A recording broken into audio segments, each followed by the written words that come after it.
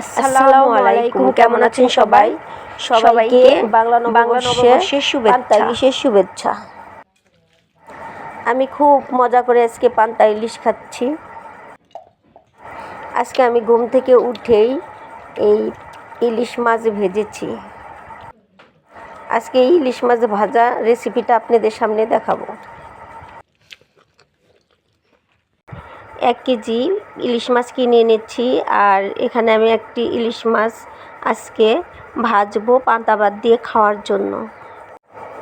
ইলিশ মাছটা একটু ছোট সাইজ হয়ে গেছে, কারণ এখন ইলিশ মাছের দাম অনেক বেশি।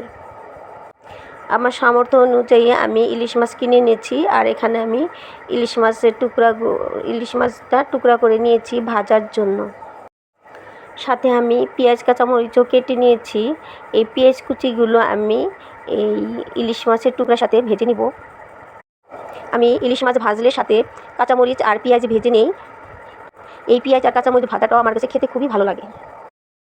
ইলিশ মাছের টুকরাগুলো আমি ভাজার জন্য মশলা দিয়ে ভালো করে মেখে নিলাম।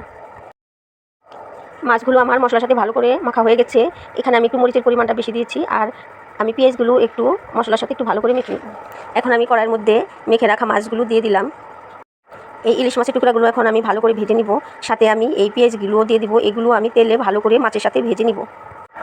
আমার এই রেসিপিগুলো যদি আপনাদের ভালো লাগে তবে অবশ্যই আমার এই চ্যানেলটি সাবস্ক্রাইব করে রাখবেন। একটি লাইক আর একটি কমেন্ট করে পাশে থাকবেন।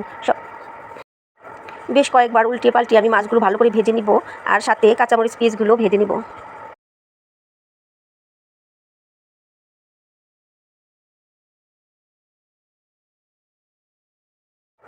বেশ কিছুক্ষণ নাড়াচাড়া পরে আমার এই কাঁচামরিচ আর পেঁয়াজগুলো ভাজা হয়ে গেছে।